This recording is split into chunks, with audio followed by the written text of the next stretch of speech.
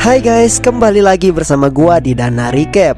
By the way, apa kabar kalian teman sesama makhluk fana? Semoga kalian baik-baik aja ya. Pada kesempatan kali ini Mimin akan merecap sebuah film science fiction yang berjudul Other Life. Film ini akan menceritakan kisah seorang wanita ilmuwan yang berusaha untuk menyadarkan kembali adiknya yang telah lama koma dengan menggunakan teknologi perangkat lunak biologis yang telah ia ciptakan. Akankah ia berhasil? Daripada penasaran, mari kita langsung aja masuk ke recap filmnya. Dan jika kalian suka channel ini seperti biasa, silahkan subrek aja biar kalian gak ketinggalan video menarik lainnya dari Dana Recap.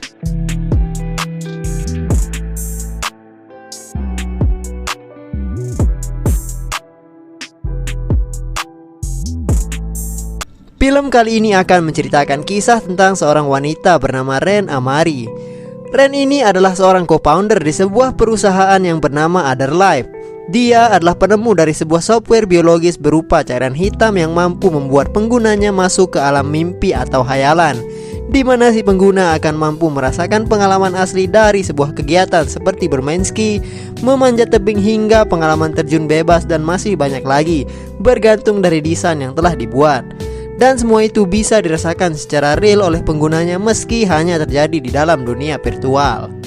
Namun meski begitu, teknologi Other Life ini masih hanya sekedar bergantung kepada desain yang telah ditentukan oleh si programmer dan masih belum bisa digunakan untuk waktu jangka panjang.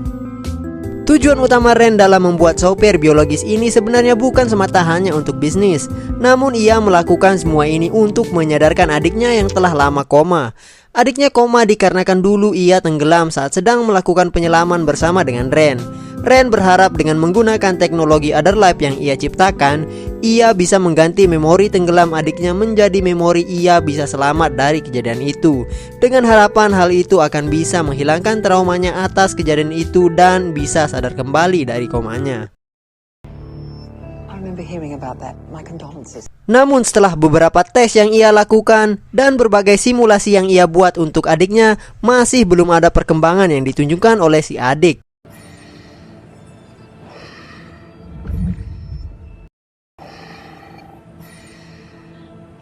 Dan kini terlihat scene di mana Ren telah berada di kantornya tengah mencoba salah satu desain dunia virtual yang telah diciptakan pegawainya, ditemani salah seorang programmernya yang bernama Byron.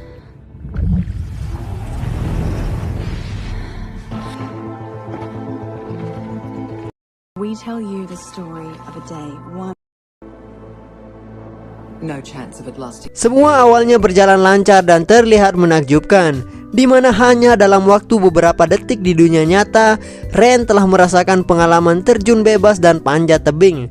Namun pada saat ia tengah mencoba desain bermain ski di pegunungan Alpen, pada saat itu simulasi tiba-tiba saja terjadi error yang menyebabkan waktu di dunia itu terus berulang-ulang.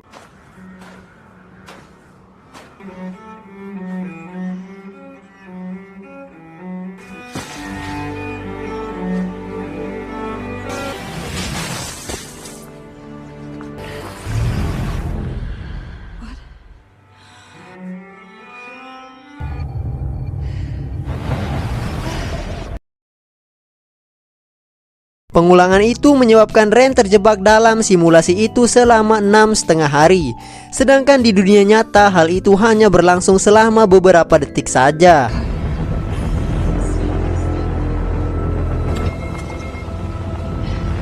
Namun beruntungnya Ren bisa mengendalikan dirinya dan berhasil kembali ke dunia nyata. Byron pun seketika sangat lega melihat bosnya bisa kembali. Dan pada saat ini, Ren berkata kepada Byron bahwa ia akan memperbaiki desain bermain ski itu nanti. Dan setelah tes itu, Ren pun pergi ke sebuah ruangan di mana terlihat rekan Ren yang merupakan CEO dari perusahaan itu. Namanya adalah Sam. Terlihat Sam saat itu sedang mempresentasikan teknologi Other Life kepada para investor yang hadir di sana. Dan Ren juga di sana bertugas untuk menjelaskan secara ilmiah detail tentang teknologi Other Life yang telah ia ciptakan kepada para calon investor.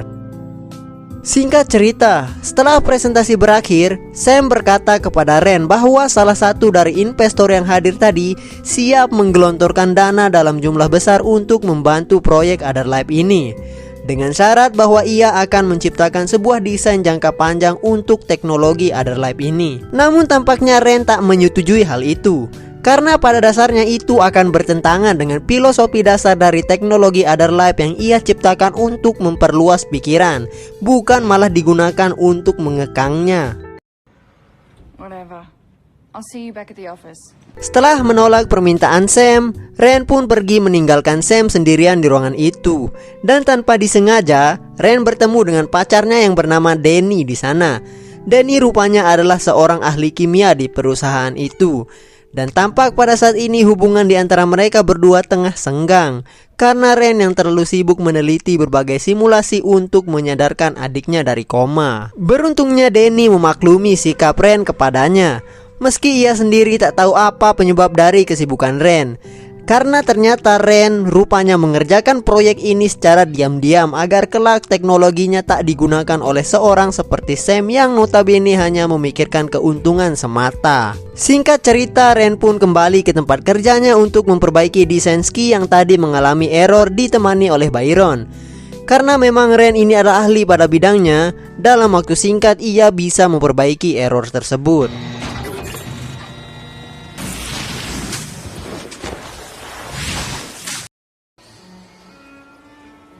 Setelah selesai dengan hal itu, tiba-tiba saja Danny datang menemui mereka berdua. Dan ia langsung menyodorkan sebuah hasil analisa dari efek penggunaan jangka panjang teknologi Otherlife ini kepada otak manusia. Ren yang tidak tahu tentang tes jangka panjang itu langsung berkata kepada Byron untuk tidak melakukan apapun tanpa sepengetahuannya, meski itu adalah perintah dari Sam. Byron pun mengiyakan perintah bosnya itu. Dan kini Byron dan Danny pergi untuk clubbing melepas penat seharian bekerja di kantor. Danny dan Byron sempat mengajak Ren untuk ikut. Namun tentu saja Ren yang super sibuk langsung menolak ajakan mereka berdua dan memilih untuk membuat simulasi untuk adiknya. Dan singkat cerita, setelah simulasinya jadi, ia pun langsung gas ke rumah sakit buat nyobain teknologi Otherlife itu ke adiknya yang lagi koma.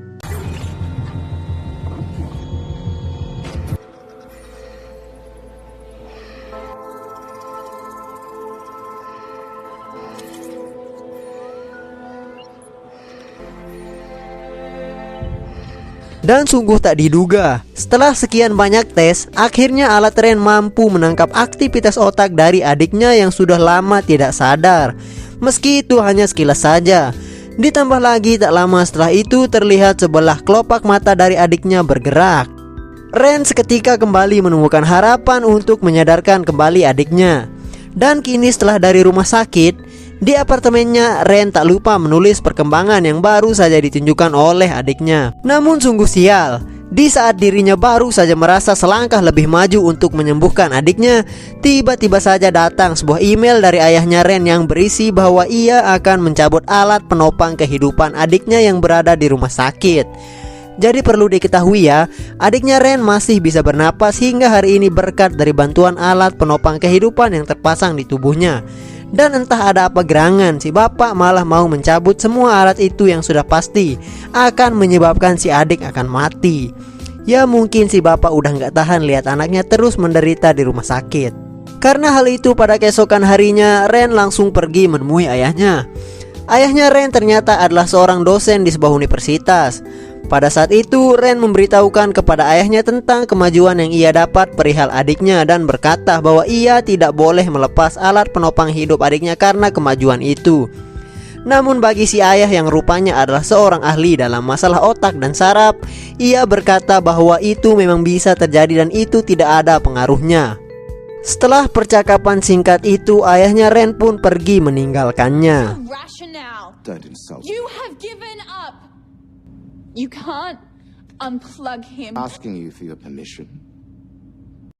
Just your support. Setelah percakapannya yang sungguh alot dengan si ayah, Ren pun kembali ke tempat kerja. Dan di tempat kerja pun dia dimarahi oleh Sam, karena ternyata Ren ketahuan telah mengerjakan proyek Otherlife untuk jangka panjang, di mana hal itu adalah hal yang Sam impikan selama ini. Dan tanpa sepengetahuan Sam, Ren ternyata selama ini sudah mengerjakan proyek itu dan menyembunyikan hal itu darinya. Singkat cerita, setelah Sam marah-marah kepada Ren, Sam berkata kepada Ren bahwa salah satu dari orang yang hadir kemarin pada saat presentasi adalah seorang dari pemerintahan, tepatnya Departemen Permasyarakatan. Sam memberitahu Ren bahwa pemerintah siap menggelontorkan dana dalam jumlah besar untuk membantu proyek Otherlife ini, dengan syarat bahwa ia akan menciptakan sebuah desain jangka panjang untuk sebuah penjara, di mana rencananya mereka akan menghukum para kriminal dengan teknologi itu. Dan Sam mencoba untuk membujuk Ren agar ia mau menyetujui hal itu.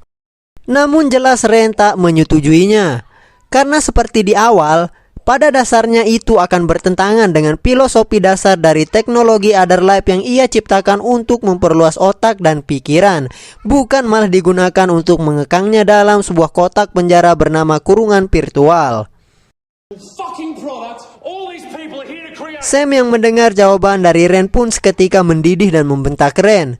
Ren yang kesal pun pergi meninggalkan kantornya dan pergi bersama pacarnya Danny. Dan pada saat tengah bersama dengan Danny, Ren memberikan Danny mencoba salah satu dari produk Otherlife yang berupa pengalaman bermain ski di pegunungan Alpen. Dan tampak Danny pun terlihat sangat senang dengan hal itu. Bahkan saking nyatanya, Danny sampai berkata bahwa ia ragu kalau pengalaman yang tadi dia rasain adalah sebuah hasil desain virtual. Dan singkat cerita, Danny ketagihan pengen nyobain lagi sensasi berada di dunia virtual itu. Ia pun mengambil salah satu sampel desain yang ada di tas Ren. Sebenarnya Danny sempat minta ke Ren buat nyoba hal itu, tapi gara-gara Rennya terlalu sibuk main HP dan gak dengar perkataan si Danny, jadi si Danny main ambil aja dan langsung pakai teknologi itu sendiri. Tapi sungguh tak diduga, setelah meneteskan cairannya, Danny malah kejang-kejang. Ren yang melihat pacarnya kejang-kejang langsung mencoba untuk menyadarkan si Danny, tapi si Danny tetap kejang-kejang. Hingga akhirnya Ren sadar bahwa sampel yang tadi Danny teteskan adalah sampel yang Ren buat untuk adiknya. Jadi bisa dipastikan bahwa Danny mengalami pengalaman tenggelam di dunia virtual itu. Ren yang semakin panik pun akhirnya memanggil ambulan. Dan setelah itu scene berpindah ke Ren yang kini sudah berada di suatu ruangan bersama dengan Sam dan seorang pengacara. Karena ternyata saat ini hal yang terjadi kepada Danny menyebabkan ia dituntut oleh negara atas penyalahgunaan obat, malpraktik dan tes ilegal yang dimana Ren bisa dituntut hukuman 10-15 tahun penjara. Namun semua tuntutan itu bisa dihindari jika Ren bersedia untuk menjadi kelinci percobaan untuk teknologi Otherlife yang didesain sebagai penjara. Dan Ren harus tinggal di sana selama 1 tahun di dunia itu. Sedangkan di dunia nyata itu hanya akan berlangsung selama 1 menit saja. Ren awalnya menolak, namun Sam dengan tegas memberitahunya bahwa akibat dari sampel tak teruji yang Danny gunakan pada saat sedang bersama Ren, hal itu menyebabkan Danny tewas dan tak ada jalan lain lagi untuk menyelamatkan perusahaan Otherlife ini selain dari ia menyetujui hal yang tadi disebutkan. Dan dengan berat hati dan ditambah lagi dirinya yang shock mendengar pacarnya yang telah tewas, Ren pun terpaksa menyetujui persyaratan tersebut.